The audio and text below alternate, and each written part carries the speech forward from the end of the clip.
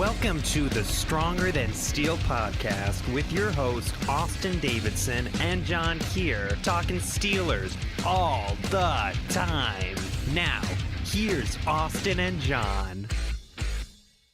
Hello and welcome back to the Stronger Than Steel podcast.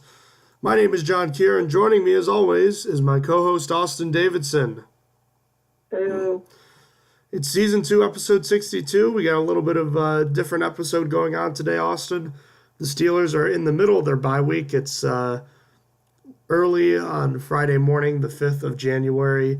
The Steelers looking forward to football this weekend to see who they're going to play next week. That will be later determined on Saturday and Sunday. But before we get into all those games, we figured we'd go through all of them for you. Just some Steelers news to cover. First and foremost, Ryan Shazier's father, Vernon Shazier, spoke today with reporters saying that Ryan Shazier has been making progress since he suffered a spinal injury against the Bengals last month. Vernon said that Ryan has regained feeling in his legs, but did not elaborate on saying whether or not he was walking. He also said that Ryan has come a long way from where he was on that Monday night game and that he's hopeful his son is going to be able to play football again. Obviously, that's fantastic news for everyone involved in the situation, and it was tough to speculate at that time, but I think a lot of people were worried that the worst might have happened, that he might have had paralysis or something of that nature, but it appears as though Shazier is, at the very least, on track to making a recovery and potentially could play football again, so that's fantastic news. Do you have anything further to add, Austin? Nope, I think we're good there. I think you covered it well. Alrighty, elsewhere in Steelers news, Steelers offensive coordinator Todd Haley, who was involved in a bar fighting incident earlier this week on New Year's Eve, potentially may have to spend next week's playoff game in the booth due to his hip injury as opposed to being on the field. You might remember the Steelers experimented with this a few times during the preseason and ultimately decided not to continue with it. Is this a big deal for the offense?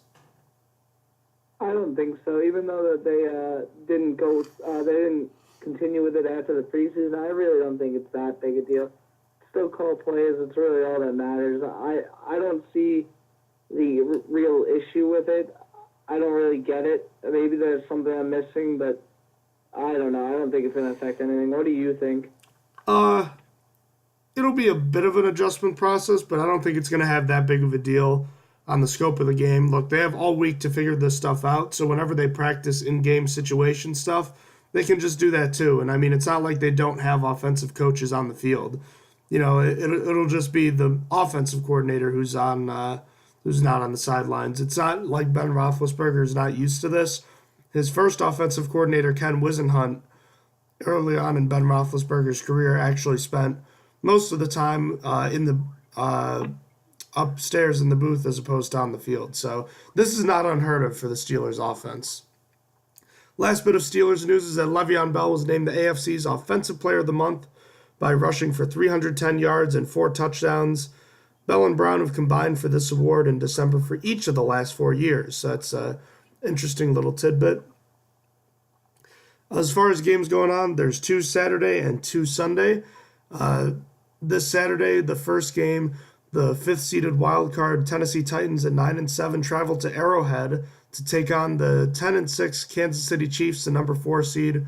So, Austin, we've had a brief look at the injury report.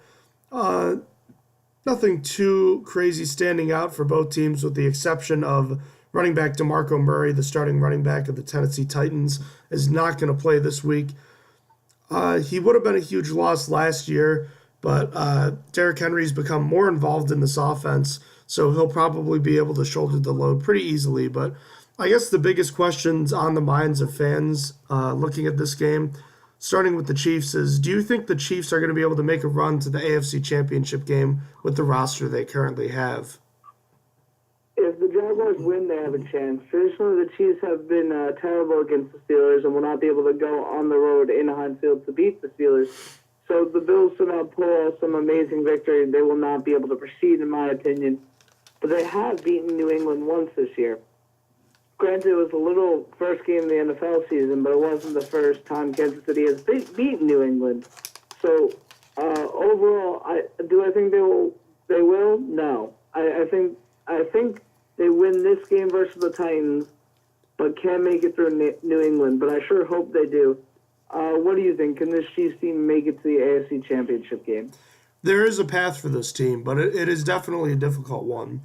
Although, as I agree with you, they should be able to advance to the next round, they're going to face stiff competition no matter who they play next week. Even though the Chiefs walloped the Patriots in their opening game this season, that game was the first game of the year. It took place before the first Sunday of the regular season. Lots happened since then. The Patriots have improved a bit on defense, and the Chiefs went through a really bad stretch in the middle of the season. Another victory in Foxborough is possible, but not likely. A rematch with the Steelers would almost certainly spell the end of the Chiefs season. The Chiefs have only beaten the Steelers once since 2009, and that came with quarterback Landry Jones making his first career start in 2015 at home.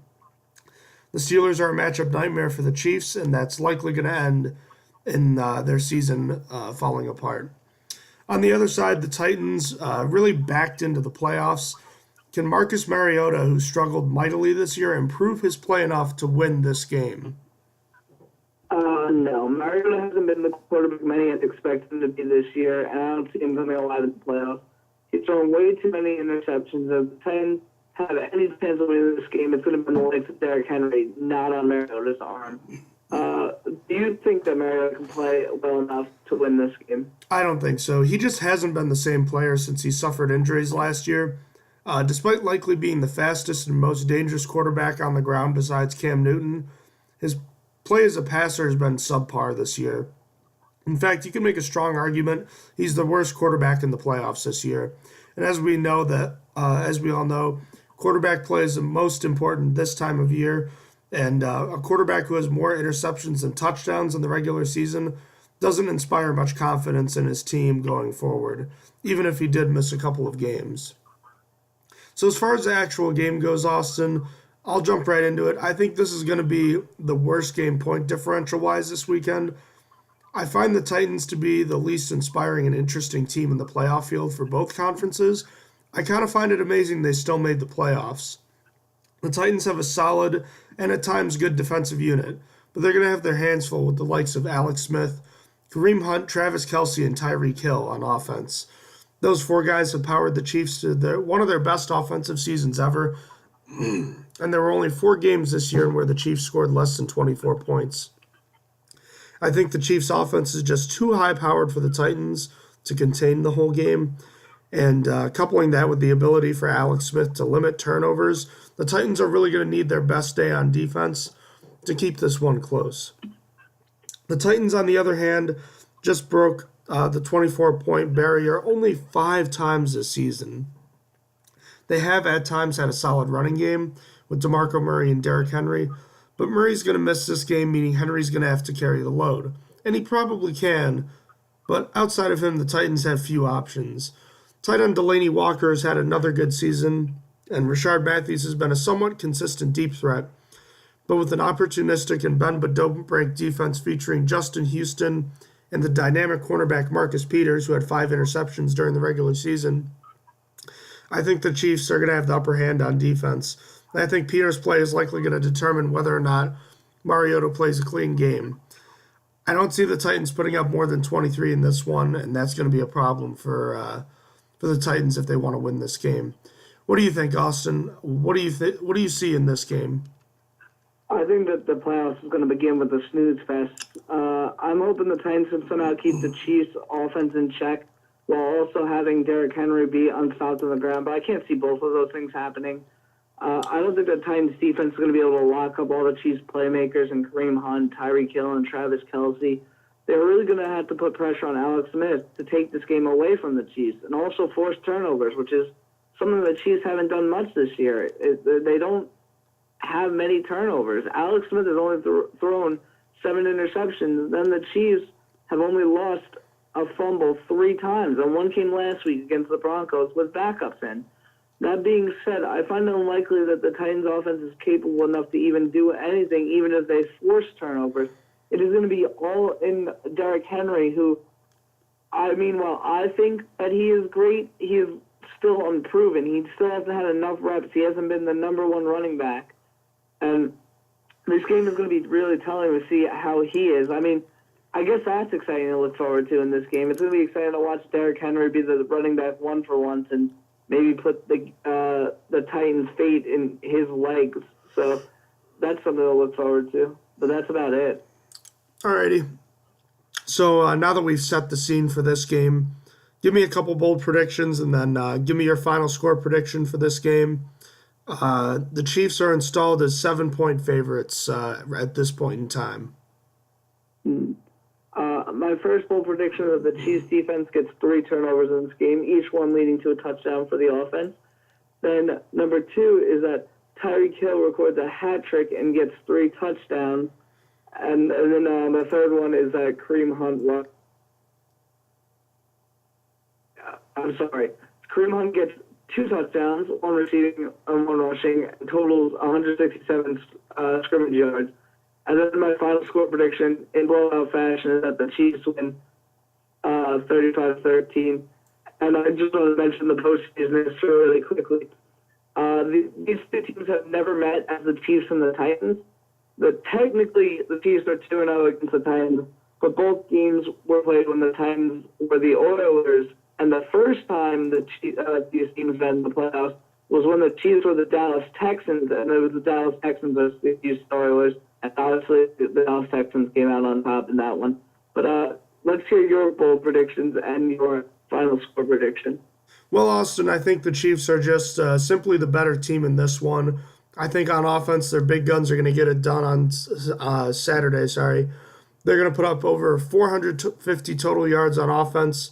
And when all is said and done, Kareem Hunt, Tyreek Hill, and Travis Kelce are each going to have a touchdown. On the other side, I think Marcus Mariota struggles when the Chiefs key in on Derrick Henry and slow down the Titans' rushing attack. Mariota is going to throw 2 more picks, both of them to Marcus Peters, and he doesn't surpass 250 passing yards. I think Alex Smith enjoys a virtuoso performance. He's going to be dialing up the deep ball early and often, throwing 4 total touchdowns in this one. I think Derrick Henry struggles on the ground, managing just 65 yards before the Titans are forced to abandon the run. And as far as the final score goes, I think the Chiefs cover in this one, dominating the punchless Titans by a final score of 38-17. Second game on Saturday is an 8:15 kickoff time. The 6th-seeded Falcons are visiting the number 3-seeded Rams. First playoff game in Los Angeles since the 1990s. First playoff game for the Rams since 2003. Do you think the lack of playoff experience, Austin, is going to negatively impact the Rams' key players enough to cost them this game? No, the Rams, despite having only 6 players on the roster that have seen the playoffs, I think that just makes them ready to play and win this game. That, and they're the better team. So, no, I don't believe lack of playoff experience will hurt them in this game. What do you think? Well, it's possible, but I just don't see it in this game. The Rams, true, have not been to the playoffs since 2003, but they've just been clicking at such a good rate this year on offense, and they've just been more consistent than the Falcons. Plus, I just feel comfortable knowing that even if Todd Gurley gets shut down or Jared Goff in the passing game slows down, that I could put my faith in the other, and they'd still have a pretty good chance of producing in the game. This team is hungry and ready to win, so I believe in the Rams in this one. On the flip side, do you think the Falcons are finally going to be the team that flips the script? For years, a team that has lost the Super Bowl has not been able to make it back to the Super Bowl the following year. Is this the year the Falcons break through? No, they aren't. I don't really even think highly of the Falcons. They're easily the weakest NFC team to make the playoffs, in my opinion, or at least second. Maybe the Eagles, Carson Wentz, have them, but I don't really know. It's a hard one for me. I feel like the Falcons have been overrated all year. Plus, the NFC is way too high-powered for them. Even if they make it past this round and go on to verse the Eagles, I think the Eagles have a good chance of actually winning. And if not, Vikings, Saints, or Panthers are all capable and have all won against the Falcons this year. So I can't see them returning to the Super Bowl. What do you think? Yeah, I don't think so. Not this year. the Falcons just don't have the same punch and that swagger they seemed to have on offense last year. They're still a good unit this year, but something's just off about this team. I guess a lot of it starts with Julio Jones. He had pretty good receiving numbers again this year, typical of what you'd expect, but there's one area where he did not excel. And he only had 3 touchdowns, Austin, just 3 on the whole year. That really surprised me when I saw that. It's really bad. Yeah, he hasn't really been. You can blame it on Matt Ryan, but regardless, the connection hasn't really worked this year. You know what? That you do have a point. Matt Ryan only threw 20 touchdown passes this year. This was the MVP of the league last year. Let's not forget that. And you know what? That's just not a combination that's going to bring your team a championship. So the uncertainty of the offense, coupled with the rest of the teams in the NFC bracket, really makes me question whether or not the Falcons can win a game, let alone make a return and win in the Super Bowl. So, Austin, now that we've covered that, is there anything else about the game you wanted to talk about? Yeah, it's interesting to note that the Rams could shoot themselves in the foot here. I wouldn't be surprised. While Goff hasn't thrown many interceptions, only 7, the team has fumbled 29 times and is tied for the lead league in fumble loss because of it. But other than that, the Rams have the upper hand here. I feel like the Rams' defense is better than the Falcons' defense. While the Falcons have the edge in yards per game, average yards per game given up, the Rams are better in the sack category. Oh, wow, I can't speak. Category. Have way more interceptions and have 3 pick sixes while the Falcons have none. They have forced more fumbles and recovered more than the Falcons. So basically, it's the Rams' playmaker defense compared to the Falcons' more lockdown style. But I still think the Rams' defense is better. Then the Rams' offense leads the league, and Todd Gurley is hot going to the playoffs. So unfortunately for the Falcons, I don't think they'll be able to pull through. But I think it will be a close one, though, as Julio Jones and Devontae Freeman are pretty good themselves. And they're looking to have center Alex Mack in this game as well, and he's fantastic at the offensive line. One thing that I actually forgot about coming into this, the Rams, I think, are really missing Greg the Leg. I really think that they lost. It was unfortunate that he had to go to IR because people don't really think that highly of kickers, but Zerline was doing amazing for them. And in this first game, the new Rams kicker missed a PAT. Was it a PAT or a field goal? I think it was a PAT. I'm going to go with that because I actually can't remember. But he missed one. I felt it's just immediately the impact of losing a Pro Bowl kicker just hurts them. So that's also something to look for in this game to see if the Rams' new kicker can perform here. Yeah, Greg Zerline, kind of an underappreciated storyline, I guess, at least outside of Los Angeles. He has been a fantastic player for them this year. I think this one is going to be close, Austin. Although Matt Ryan hasn't had the best year he's ever had, he was only sacked 24 times this year. The problem for Matt Ryan is that the Rams know how to get after the quarterback. They have 48 sacks this year. A stout defensive front is probably going to make life pretty hard for the Falcons, especially when it comes to throwing the ball. Their best chance to beat the Rams consistently on offense is to be able to run the ball successfully. And unfortunately for them, I don't think the Falcons' defense is going to be able to slow down the Rams' number 1 scoring offense enough to keep the Falcons' rushing attack in the game. Eventually, the Falcons are probably going to have to abandon the running game. And if they do that, the Rams' pass rushers are going to be able to bear down on Matt Ryan and the Falcons. On the other side, the Falcons are going to have to try and force a turnover with the fumble. As Austin, you just pointed out, the large amount of fumbles they have and the few interceptions they have. This is compounded when you look at the number of interceptions the Atlanta Falcons have this year. They only have 8 interceptions, and I believe they had 3 in the final week of the season.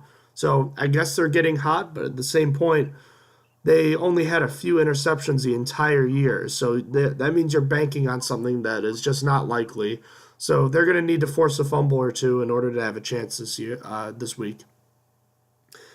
I think this game comes down to a few drives, and I think it's going to be pretty close. But in the end, I just feel a little bit better about the Rams in this one.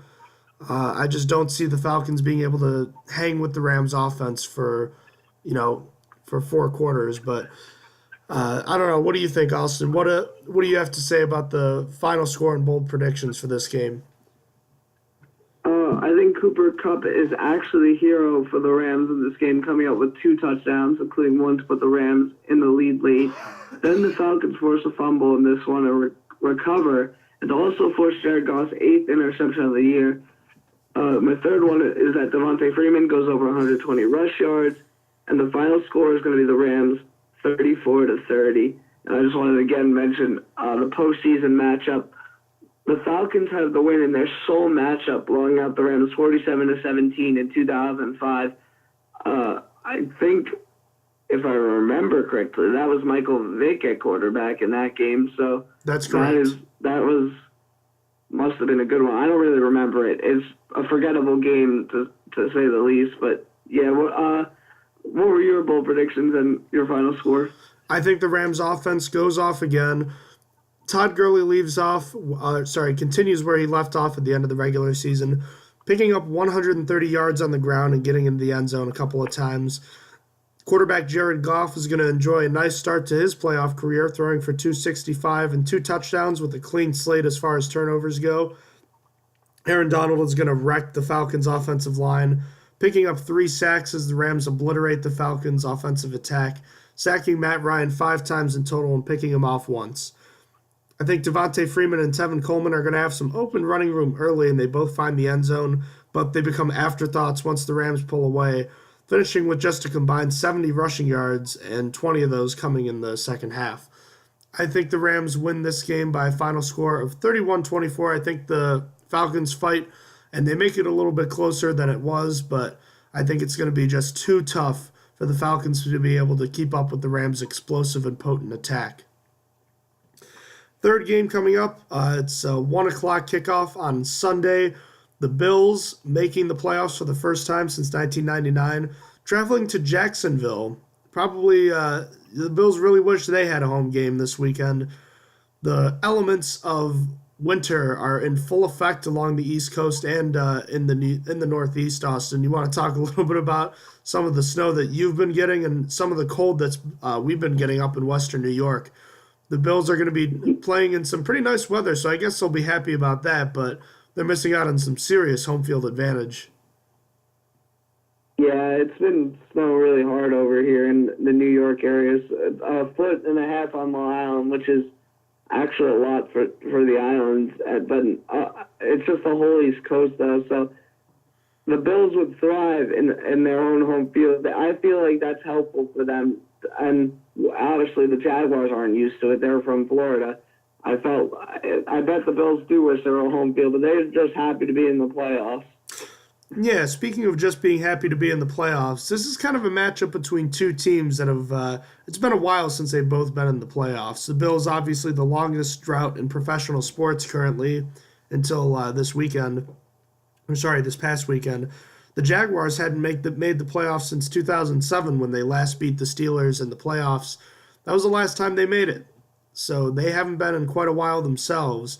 So this is a battle between two teams that are kind of, realizing that they're in the playoffs for the first time in a long time. So I guess since the Bills have the longer streak, do you think the Bills are going to be a team, or can they be a team that's better or more than a team that's just happy to be there this year?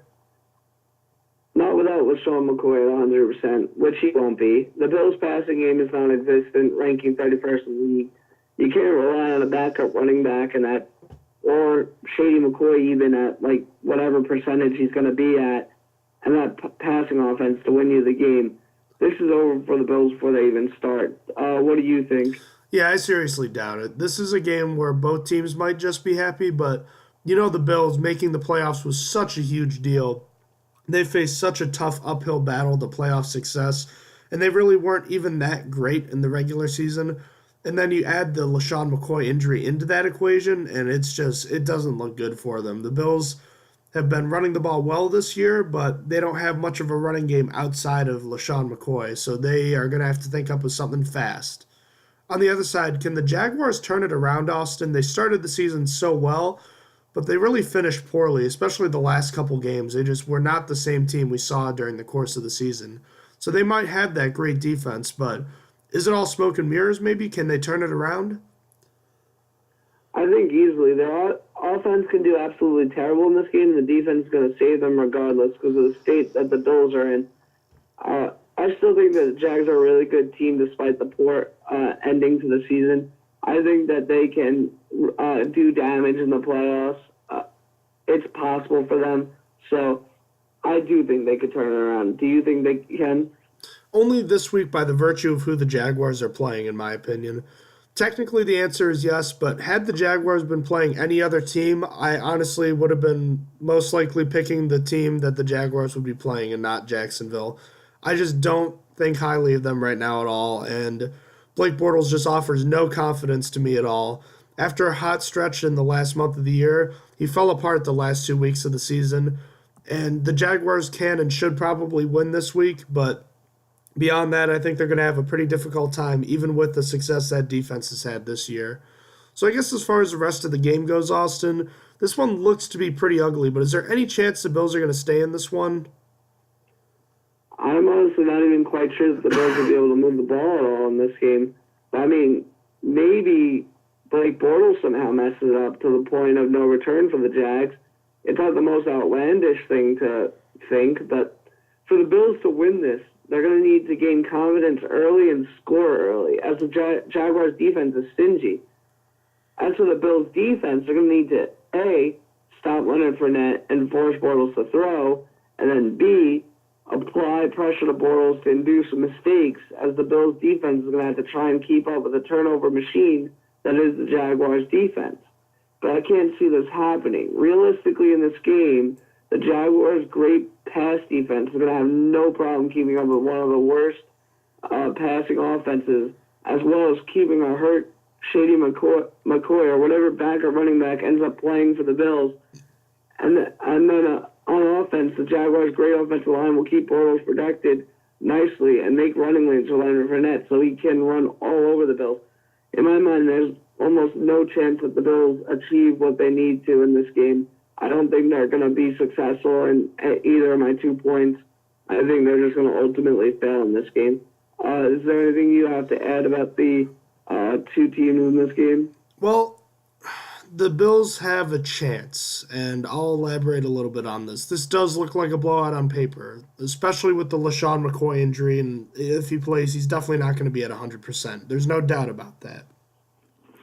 There's a couple things that give the Bills a fighting chance, and it's no certainty that this is how it's going to pan out. But if you're a Bills fan, excuse me. Sorry. If you're a Bills fan, you have a couple things to bank on in this game. You have, ironically enough, a former Super Bowl champion at quarterback. Yes, I know he was a backup. Tyrod Taylor was Joe Flacco's backup in the Super Bowl 47, but everyone knows Tyrod Taylor's not an elite talent at quarterback, but he does a few things pretty well. Namely, he can make plays with his legs. He's pretty fast, and he can run the ball if he needs to. But secondly, and most importantly, he doesn't turn the ball over. Combining his interceptions and fumbles, which he had 0 fumbles, so we're looking at just interceptions, he had 4 the entire season. That's not pretty bad. So that means that Nate Peterman, his backup, had more turnovers in one half of play than Tyrod Taylor did the entire season. How crazy is that? That is so insane. As soon as you said that, because I didn't know he only threw 4 picks, I was like, wow, Nathan Peterman threw more picks in like one half of a game than he did all season. That's incredible. I cannot stress the importance of being able to protect the football in the playoffs. Oh, also, one of those interceptions, it came against the Patriots. He was being hit as he threw the ball, too. So it wasn't like he threw it directly to the other team, like, without knowing what he was doing. He just got hit as he was throwing it. That's probably not going to be enough to win the game on its own for the Bills. They're going to need some help on the other end, and I think Blake Bortles might be able to provide that for the Bills. You're going to need at least 2 turnovers, probably 3 from Bortles. And I think that if that happens, the Bills are going to be in the football game. And the longer the Bills are in the football game, if they're able to run the ball, the better chance they'll have. But at the same time, one thing Tyrod Taylor does do is he'll take a sack. And the Bills have a decent line. Sorry, I'm still kind of recovering from my cold here, but in any case, I think the Bills are probably going to struggle against a big Jacksonville defensive front. They know the Bills have to run the ball, and the Bills know that they have to run in order to succeed, but they'll likely be without McCoy. So that means Taylor's probably going to have to drop back to pass a lot. And like I said, he takes sacks. He was sacked 46 times this year, and the Jaguars led the league in sacks this year. So that's not a good equation right there. The Bills are going to need to get the ball out of his hands quick, and if the Bills fall behind early, you can bet it's going to look ugly. On the other side of the ball, I know the Bills are going to want to stop the run, Austin, but I don't know if they're going to be able to do it for a whole game. If they can keep Fournette under, say, 90 yards, 100 yards, do you think that gives the Bills a chance? What number do they have to keep Fournette under for the Bills to have a legit chance to win this game? To be honest, I'm sorry, can you actually repeat that? I just confused myself. What is the over-under, I guess, for rushing yards by Leonard Fournette, which the Bills would need to keep him under for a chance to win? It's probably 60. It's probably really low because I still think Blake Bortles, even though he's bad, they have good receivers as of late. The receiver Cole is emerging as someone really good, and they still have Allen Hurns. So I feel like you're going to have to really shut down that rushing game. Fair enough. I understand that. So now that we've looked at the game, give me a few of your bold predictions and the final score prediction for this game. The Jaguars' offensive line gives up no sacks in this game and only 2 quarterback hits. The second is that the Bills end up with less than 150 yards passing. Tyrod Taylor finishes with less than a 51% completion rate, and the game ends with the Jaguars winning 31-7. The Jaguars cover in this quite easily because the Jaguars are favored by 9. It's pretty easy, as you could see. What were your bold predictions, and what is your final score prediction? Did we get a line score on the Falcons-Rams game? I don't think we did. I do not think so. Could you check that for me real quick? Sure. All right. In the meantime, I have pretty similar ones to Austin here. I think the Jaguars are just going to swarm Tyrod Taylor in the Bills' passing attack. The Saxonville defense comes up with 6 sacks on Tyrod Taylor. I think the Bills' defense is going to fight hard and valiantly, but it's not going to be enough. I think Fournette's going to break through late in this game with a 60-yard run that ices the game in the final 5 minutes. Conversely, the Jaguars are going to bottle up the Bills' ground game, yielding only 50 rushing yards from running backs in this game. I think Blake Bortles does his best to keep the Bills in this game, throwing 2 picks and fumbling once in this game. But ultimately, I think the Jaguars cover in this one, winning 27-13. Look, the Bills just don't have enough without LaShawn McCoy on offense to combat this great defense of the Jaguars. So that's what it comes down to for me. Did you find a line for the other game, Austin? Yeah, the Rams are favored by 5.5 points. So I have them personally. I have the Falcons plus 5.5 because they fall within. And you have Rams winning 31-24, so I'd have them covering. Nice. Okay. So that is the spread for that game. Okay. On to the last game of the week, a 4:40 kickoff time. The 5th-seeded Carolina Panthers at the 4th-seeded New Orleans Saints. This is looking like the game of the week for sure, Austin. As far as the storylines go, it's been a rough year on the ground for Cam Newton and in the air too. He didn't have his best year ever, but they lost Kelvin Benjamin due to a trade. Can Cam Newton overcome a weakish receiving core to take the Panthers back to the Super Bowl where they were just 2 years ago? Is it really that weak, the receiving core, or is it Cam Newton just not that good? I honestly like Devin Funchess, and Greg Olsen is a proven ball catcher, as well, and also Christian McCaffrey. I know he's not a receiver, but he basically he catches the amount of balls a receiver would. So I would actually like to point the finger back at Newton here and ask if he can actually step up in this game. Among the playoff quarterbacks, he has the most interceptions, the third fewest pass yards per game, and third worst passer rating. And he's behind, one of those people he's behind is, in both those categories, is Nick Foles. And Nick Foles wouldn't be a playoff quarterback if it wasn't for Carson Wentz getting the team there. So I think a lot of blame goes to Cam Newton. While yes, he is dangerous as a runner, he's just an average quarterback. And I argue this all the time. It's great that he runs and all. I hate rushing quarterbacks. I want my quarterback to be able to throw. That is what he was drafted for. He was not drafted to be a running back because it'll just get him hurt. People will target him, and it's just not my ideal kind of quarterback. It's why I didn't like Josh Dobbs when he was drafted. But he's just an average quarterback in terms of passing. And at this point, I don't think he's going to step up in this game. Although if they do make it past this game, they still will have a solid shot at making it to the Super Bowl, I suppose. But what do you think? Can Cam Newton overcome a weak receiving core in this game? Well, you have a good point, Austin. No, I don't think so. And I'm not really sure what to think about the Panthers' options, if you will. Greg Olsen is definitely a former great player. I don't know how great he's been this year because I know he's been injured most of this year. I haven't gotten to see much of the Panthers play this year. Beyond that, I know Christian McCaffrey's been good out of the backfield, but he's not a receiver. The top receiver is Devin Funchess, someone who personally disappointed me the last couple of years, but he's definitely improved this year. So I'm interested to see how he'll kind of produce in this game and if he's going to be as good as he seems to have been this year. Austin does bring up a good point, though. The Panthers' poor passing game is probably as much to do with Cam Newton as it is the rest of the receivers. Now, it's true. He's never been Peyton Manning or Tom Brady, but he does have a live arm. But I don't think he has enough right now for that and the receiving core itself to make a deep run into the playoffs.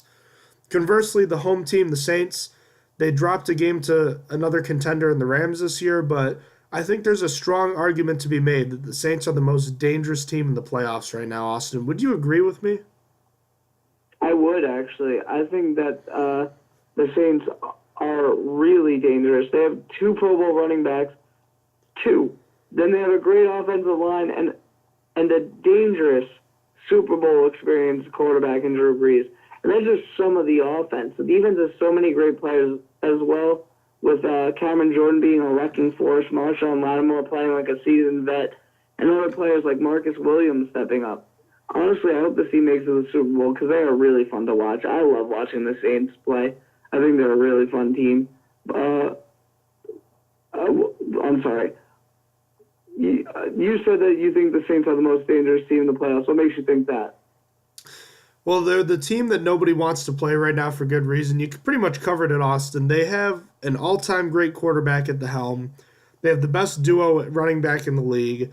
They have a great young receiver and a solid defense, anchored by perhaps the Rookie of the Year on defense. They really do have it all right now, and to top it off, they have a fantastic coach in Sean Payton. Any team that has to play the Saints in the playoffs is going to have to deal with matchup problems on defense. I don't really know of an NFL team that's going to be able to match up with them very well. I don't think the Panthers do on defense. Maybe the Vikings, at least in the NFC side, give them the best chance. I don't know. I think the Saints are the most complete team in the playoffs, and that's something that's so nice to have when you're facing some really good defenses and some good offenses. So I think they are the most dangerous team in the league. Austin, it was nice of you to point out this is going to be the first time these two teams have met in the playoffs. It's not a huge rivalry, I guess, in the past, since the Panthers are kind of a new team to the league, relatively speaking.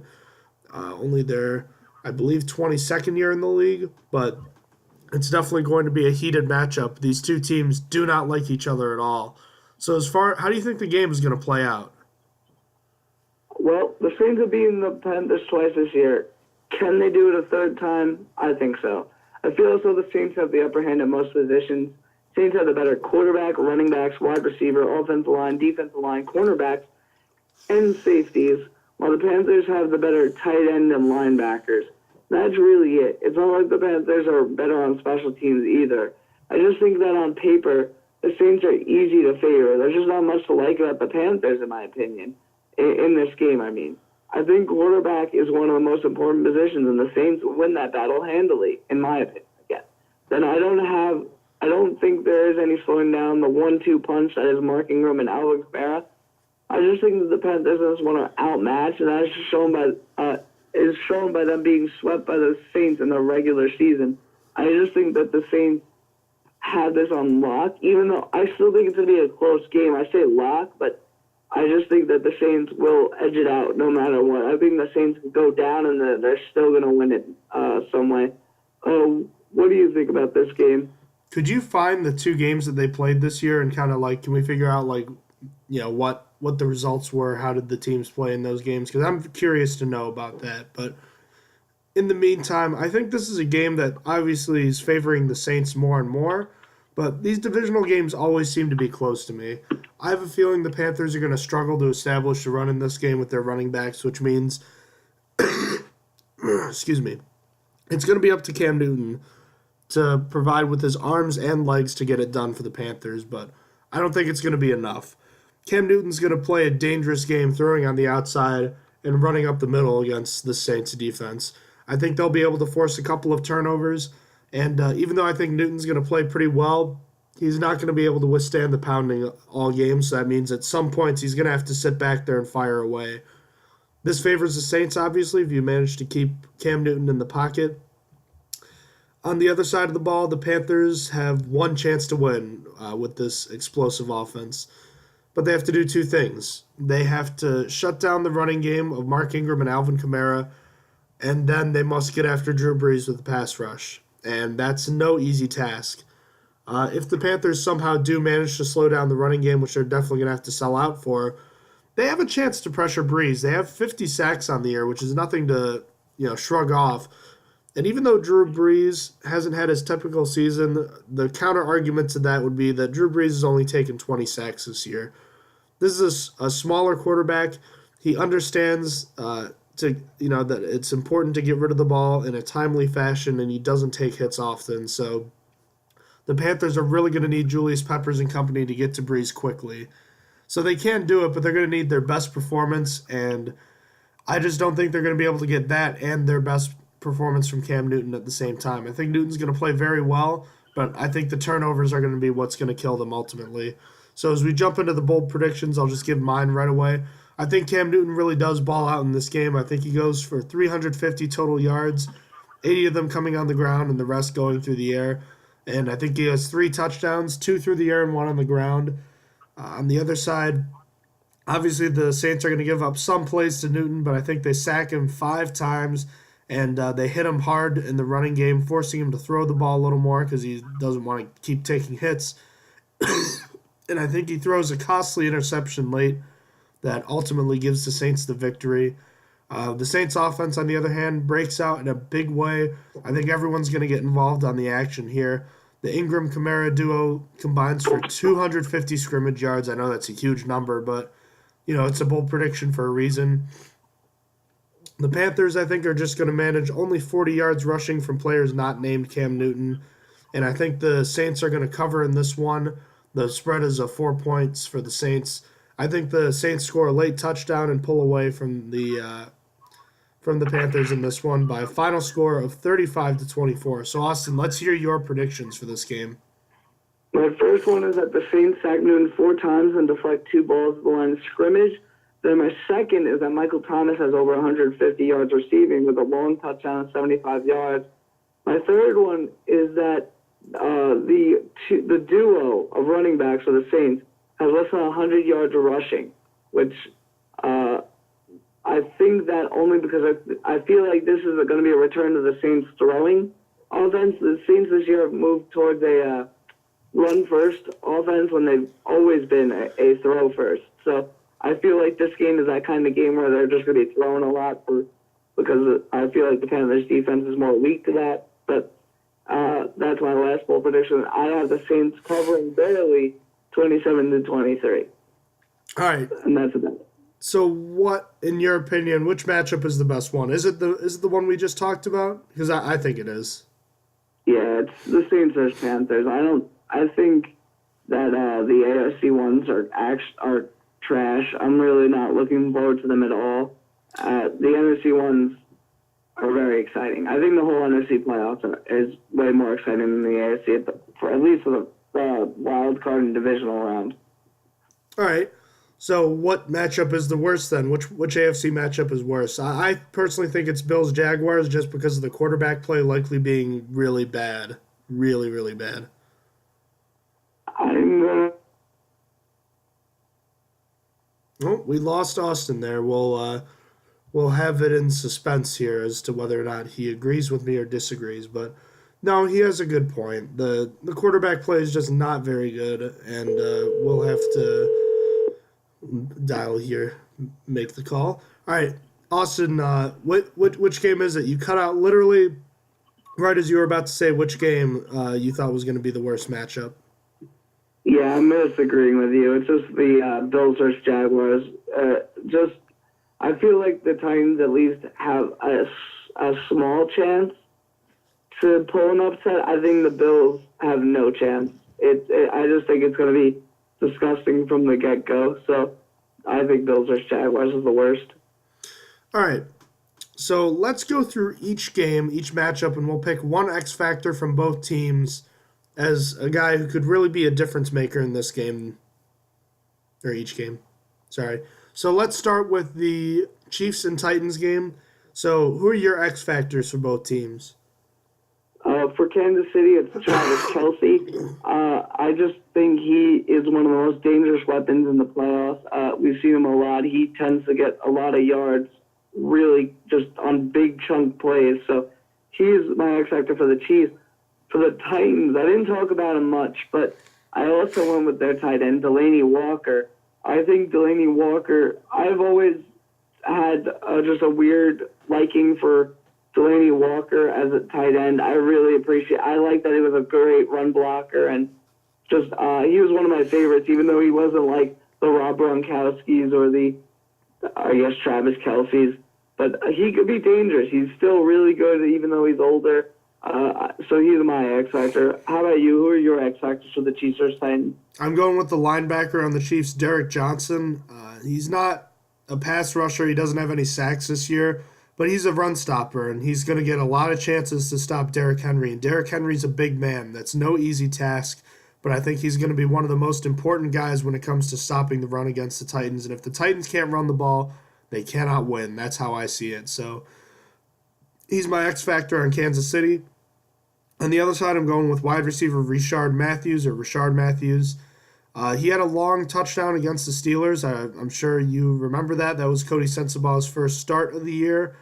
He has big playability, and he's not overly reliable, but if he can make a couple of those big catches, it could be the difference in whether or not the Titans can stay in this game or not. So I think he's the X factor in this game for the Titans. Later game on Saturday, Falcons at Rams. Who are your X factors for this game? My X factors for this game is good. My first one's going to be Cooper Kupp for the Rams. I basically just picked him because of my bold prediction. I just smell a good day coming for him. I feel like he's the rookie. He's going to do good. He's one of my favorite wide receivers in the draft, actually. So, and I'm kind of happy that I got one of my guys I like turned out all right. So, and then for the Falcons, it's Desmond Trufant. I don't actually know why.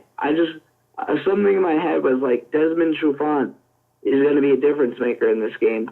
I'm not exactly sure why. Maybe he's going to get a game changing pick. Maybe he's going to force a fumble. I don't know. But Desmond Trufant is going to be an X factor in this game, and he's going to do something great. I feel it. Who are your X factors for this game? I'm going with the Rams receiver, Sammy Watkins, and the Rams have a ton of options as far as their passing game goes. I think Sammy Watkins is the most interesting one to look at. Did you know that better than one of every 5 of his catches was a touchdown this year? Really? That's crazy. Yep. He caught 39 passes and he had 8 touchdowns. So That's quite a good average for someone that was really struggling in Buffalo. I'm not saying he's going to have 100 yards or anything, but I think he could be the difference in a close game for someone that has suddenly found their scoring touch. On the other side, I think it's Austin Hooper. Hooper really disappointed me in fantasy football this year. I kept thinking he'd do a little more and a little more, and he never did what I was hoping he would do. But he did have a few big games, and he did come in clutch a couple times. With the rest of the offense sputtering at times, I think Hooper could be the guy that potentially flips the tide in what is probably going to be a close game and a game that the Falcons are probably going to have some trouble winning. So I think that's going to be an important X factor in the Falcons-Rams game. The first game on Sunday is Bills at Jaguars. I'll just jump into my X factors. I'm picking linebacker Preston Brown of the Bills. Again, matching up just like Derek Johnson is going to do with Derrick Henry. Preston Brown is going to have to stop Leonard Fournette, and that is a tall task, especially when you consider that Fournette has.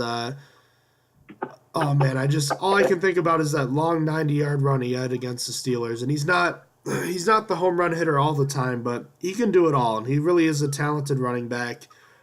I think the Bills are going to have their hands full with this guy, but if the Bills can stand up to him and kind of punch him in the mouth, maybe they'll have a good chance at slowing down the Jaguars' rushing attack, and maybe that'll give them a chance. The Jaguars' X factor I have is Allen Hurns. He missed a lot of time due to injuries this year, and he never has quite found the same form he had during that 1,000-yard year a couple of years back. I think he can still be a dangerous weapon, and in this game, where the Bills are likely going to sell out to stop Leonard Fournette, it's going to be up to the Jaguars receivers to make plays in this game, and I think Allen Hurns could be the difference in what could be either a huge Jaguars win or potentially a close win. I think he's going to be the one to make the big plays. What about you, Austin? Who are your X factors for Sunday afternoon's game? I cheated and picked two for the Bills. I picked Deion Dawkins and Cordy Glenn because the Jaguars' defensive line is just so good. So I picked both the tackles on the outside because I feel like they are going to be the game changers. If they could keep Calais Campbell and Yannick out of the Bills' backfield, it could maybe give them a chance. I don't know. That was the first one that came to mind because the Jaguars had the second best sack defense in the league behind only the Steelers. So I felt like that was the matchup that was most prominent in this game. And moving to the other side, I picked Calais Campbell. Last game of the week, we just talked about it. The game of the week, Panthers and Saints. Just give it to me straight, Doc. Who are your X factors? Michael Thomas and Luke Kuechly. Am I actually coming through? Yeah, you are. You're breaking up a little, but we're just about done here, so you can stay on the line here. Sure. I'm just Michael Thomas because it's my bold prediction. Luke Kuechly is the playmaker. Simple as that. Who are yours? I have Ted Ginn for the Saints and Christian McCaffrey for the Panthers. Ted Ginn is a big play artist, if you will. He had a huge play last week, although it didn't amount to a win. I thought he played well. Or was it 2 weeks ago? Was it last week? Who played well? I apologize. Ted Ginn. Ted Ginn Jr.? I actually didn't watch the game last week for them, so I don't know. I missed a lot of the early games because of stuff that was going on personally, but I believe it was last week. So I think he could be a huge difference maker. The other side, it's Christian McCaffrey. Devin Funchess is going to get Marshawn Lattimore, and that's going to be a tough matchup. Christian McCaffrey is second on the team in receiving yards, so I think he's going to have a big game out of the backfield if the Panthers have any chance of winning this game. So his play is going to be very important. Which wild card winner that we've projected here has the best chance to make it to the Super Bowl? It's got to be the Saints. It's easily the Saints. I feel like the AFC, to go through the Patriots or the Steelers is just way too hard at the moment. I think the Saints have a legitimate chance at beating anyone else. Obviously, the Eagles aren't really as good as we had hoped coming into the playoffs. I think even if they had Carson Wentz, I think the Saints could put up a fight. But the Saints can beat the Vikings. The Saints can beat the Panthers in this game right here easily, actually. And the Saints could beat the Rams. I just think that the Saints could actually make the Super Bowl. I think it's an easy shot. What do you think? Yeah, I'm in complete agreement with you. I think you covered it pretty well, so I don't really have anything else more to add. Last but not least, Austin and I are doing our own little bracket challenge this year. Not a ton of possibilities, obviously, when there's only 12 teams, but we decided to make our picks now, and we'll go back and look at it at the end of the playoffs. So you already know our wild card weekend winners. We had the same. We had the Kansas City Chiefs over the Tennessee Titans, the Los Angeles Rams over the Atlanta Falcons, the Jacksonville Jaguars over the Buffalo Bills, and the New Orleans Saints over the Carolina Panthers on wild card weekend. So from that point, I'll go on. The divisional matchups would be the New England Patriots and the Kansas City Chiefs, the Pittsburgh Steelers and the Jacksonville Jaguars, the Los Angeles Rams against the Minnesota Vikings, and the Philadelphia Eagles against the New Orleans Saints. I believe that the winners of those games would be the Patriots, the Steelers, the Vikings, and the Saints. My conference championship games would be a rematch between the Steelers and Patriots and the Minnesota Vikings and New Orleans Saints. I think the Steelers and Vikings win those games.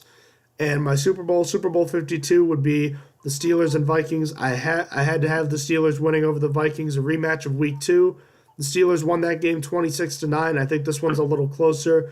I think the Steelers win Super Bowl number 7 by a final score of 27-20. So, what's your bracket looking like, Austin? My bracket, I actually had the same for you in the divisional round. In Patriots versus